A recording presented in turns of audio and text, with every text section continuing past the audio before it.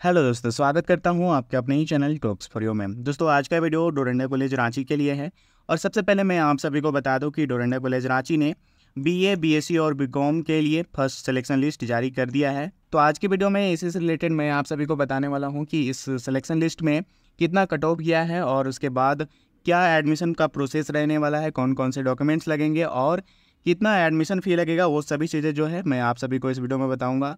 तो जिन्होंने भी डोरंडा कॉलेज रांची के यूजी सेक्शन में बीए और बीएससी और बीकॉम के लिए अगर आपने अप्लाई किया हुआ है फॉर्म, तो इस वीडियो को जरूर देखना। अगर आपका सिलेक्शन हो गया होगा तो ये वीडियो आपके लिए काफ़ी ज़्यादा हेल्पफुल हो सकता है। ठीक है, तो दोस्तों अब और अधिक टाइम वेस्ट ना करते हुए चलिए वीडियो स्टार्ट करते हैं। लेकिन उससे पहले जो स्टूडेंट्स हमारे चैनल पे नए हैं, चैनल को सब्सक्राइब करते चलना, ताकि आपको इस तरह का हेल्पफुल वीडियो और डोरंडा कॉलेज रांची से रिलेटेड लेटेस्ट अपडेट सबसे पहले मिल सके। तो चलिए सबसे पहले अब मैं आप सभी को बता दूं कि कट ऑफ कितना गया है फर्स्ट सिलेक्शन लिस्ट में। तो देखिए, यहाँ पे आपको कट ऑफ लिस्ट देखने को मिल जाएगा फर्स्ट सिलेक्शन लिस्ट का। ठीक है, ये आपको डोरंडा कॉलेज का ऑफिशियल वेबसाइट में देखने को मिल जाएगा। ठीक है, डोरंडा कॉलेज आपको गूगल में सर्च कर लेना है। अगर आपको ढूंढने में कोई दिक्कत होती है तो इस वीडियो के डिस्क्रिप्शन बॉक्स में इस वेबसाइट का लिंक दे दूंगा, आप जा करके वहाँ पे क्लिक करेंगे तो डायरेक्ट यहाँ पे आ जाएंगे और यहाँ पे आप सभी देख सकते हैं। ठीक है, यहाँ पे आपको कट ऑफ लिस्ट देखने को तो मिल ही जाएगा। उसके अलावा यहाँ पे नीचे थोड़ा सा स्क्रॉल करेंगे तो बाकी जो सिलेक्शन लिस्ट है वो भी आपको देखने को मिल जाएगा। ठीक है, यहाँ पे स्ट्रीम वाइज दिया हुआ है, आर्ट्स के लिए अलग और साइंस के लिए अलग और कॉमर्स के लिए अलग। ठीक है, तो यहाँ से जिस भी सब्जेक्ट के लिए आपने अप्लाई किया होगा तो आप उस सब्जेक्ट का जो है सिलेक्शन लिस्ट डाउनलोड कर लेंगे। तो चलिए सबसे पहले मैं यहाँ पे बात करता हूँ क्या है कट ऑफ लिस्ट। ठीक है, कितना गया है कट ऑफ।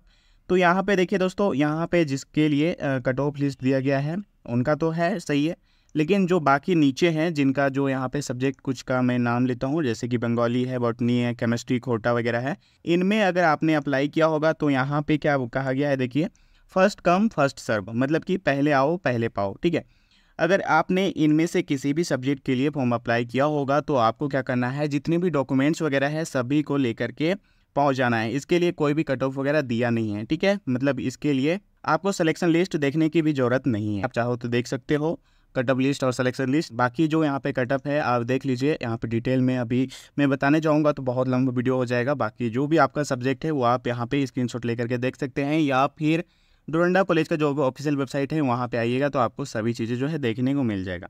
अब इसके बाद चलिए मैं आप सभी को बताता हूँ कि एडमिशन का प्रोसेस क्या है। तो इसके लिए जो भी अभी मैं बताने जा रहा हूँ सभी बातें आप ध्यान से सुनिए। ठीक है, तो सबसे पहले आपको क्या ध्यान रखना है, जो यहाँ पे एडमिशन के लिए डेट दिया गया है वो। ठीक है, तो एडमिशन के लिए क्या डेट दिया गया है, 28 जून से लेकर के 6 जुलाई। ठीक है, तो 28 जून से 6 जुलाई के बीच आप किसी भी दिन जा करके कॉलेज में अपना डॉक्यूमेंट वेरिफिकेशन करा सकते हैं। उसके बाद आपको पेमेंट करना पड़ता है जो भी एडमिशन फ़ी है वो। ठीक है, तो यही मेन चीज़ है और इसके अलावा वैसा कुछ करना नहीं पड़ता है। यहाँ पे मेन ध्यान रखना पड़ता है कि कौन कौन से डॉक्यूमेंट आपको यहाँ पे मांगे जाएंगे।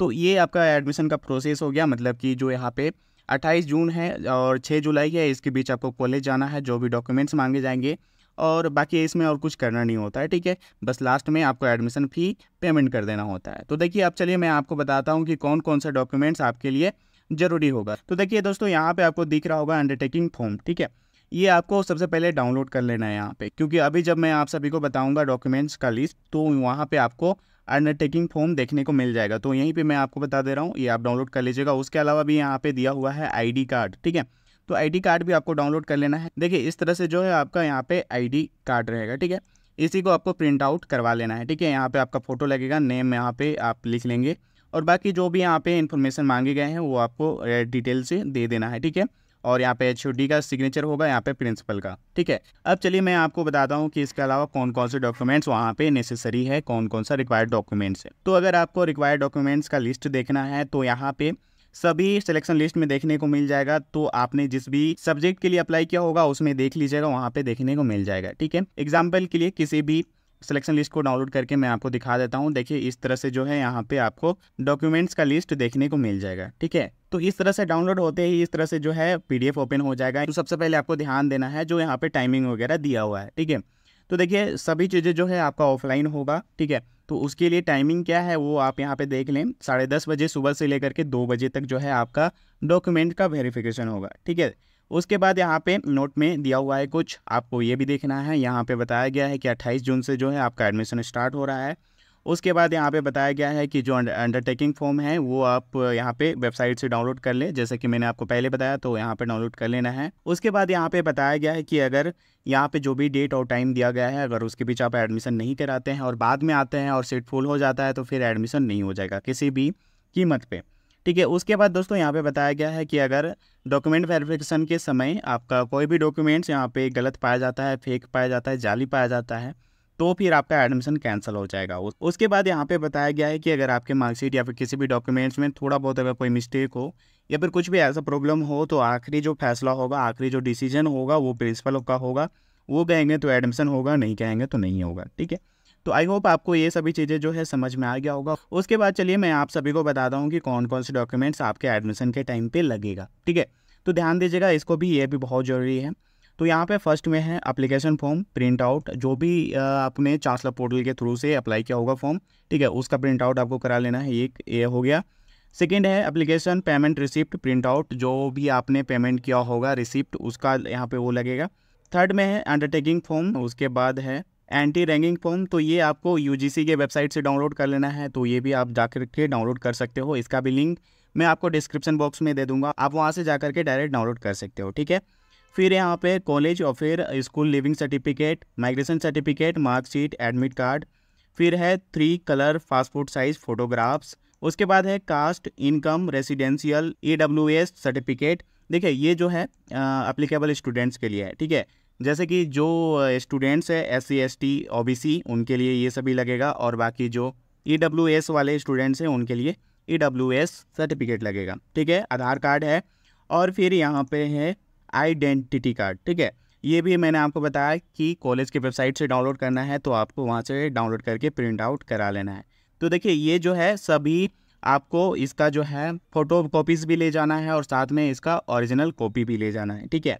दोनों में से कोई भी मांगा जा सकता है, और बाकी वहाँ पे सबमिट करना होगा, तो कई सारे जो है फ़ोटो कॉपीज़ लगते हैं और कई का यहाँ पे ओरिजिनल लिया जाता है। उसके बाद चलिए मैं आप सभी को बताता हूँ कि एडमिशन का जो फ़ी होगा वो कैसे पेमेंट करना है और कहाँ से पेमेंट करना है। तो देखिए इसके लिए क्या करना है, आपको यहाँ पे बताया गया है दस्तावेज सत्यापन, मतलब कि डॉक्यूमेंट वेरिफिकेशन कराने के बाद उनका ऑनलाइन पेमेंट गेटवे खुलेगी। देखिए मैं आप सभी को बता दूंगा कि कैसे पेमेंट करना है, अभी मैं कर नहीं रहा हूँ, ठीक है। इसके लिए किसी स्टूडेंट्स का आईडी या फिर अकाउंट लेना पड़ेगा और फिर करके दिखाना पड़ेगा, तो इसलिए अभी कर नहीं रहा हूँ, ठीक है। अगर ज़रूरत पड़े किसी को तो कमेंट करना, करके बता दूंगा, ठीक है। इसके बाद चलिए मैं आप सभी को बताता हूँ कि एडमिशन फ़ी कितना रहने वाला है। तो एडमिशन फ़ी भी आप ध्यान से देखिएगा यहाँ पे, ठीक है। यहाँ पे देख लीजिए ST SC और जो भी कैटेगरीज़ हैं सभी का अलग अलग यहाँ पे बांटा हुआ है, ठीक है। और ध्यान रखिएगा कि यहाँ पे जो भी मैं आप सभी को बता रहा हूँ इससे थोड़ा बहुत ज़्यादा या फिर कम लग सकता है, एग्जैक्ट यही नहीं लगेगा, ठीक है। और लग जाए तो भी अच्छी बात है, और नहीं लगे तो थोड़ा बहुत जो है आपको फ़ी पेमेंट करने के समय अपने अकाउंट में ऑनलाइन करना पड़ेगा ना, तो अपने अकाउंट में थोड़ा ज़्यादा रखिएगा, ठीक है। और बाकी जो एडमिशन फ़ी है वो आप यहाँ पे देख लीजिए, ठीक है। BA BSc और BCom के लिए सभी के लिए एक बराबर है। ST के लिए यहाँ पे 8,000 है, SC के लिए 8,000 है, OBC 1 और 2 के लिए 10,000 है, और जनरल के लिए भी 10,000 है। और ये भी आपको ध्यान में रखने वाली बात है यहाँ पर कि ये केवल 1 साल के लिए रहेगा, 12th के लिए अलग से लगेगा। तो ये सभी चीज़ें जो है आपको ध्यान में रखना है, ठीक है। इससे भी रिलेटेड कुछ भी पूछताछ करना हो तो कमेंट करके पूछ लेना। बाकी जो कुछ भी बताने वाला था मैंने आपको बता दिया है। आई होप आपको सभी चीज़ें समझ में आ गया होगा। अगर किसी चीज़ में कुछ भी प्रॉब्लम हो तो कमेंट करके पूछ लेना, मैं ज़रूर आपका जो भी प्रॉब्लम होगा उसको सॉल्व करने का कोशिश करूँगा, ठीक है। तो आज के वीडियो में बस इतना ही, मिलते हैं नेक्स्ट वीडियो में, तब तक के लिए बाय बाय, टेक केयर।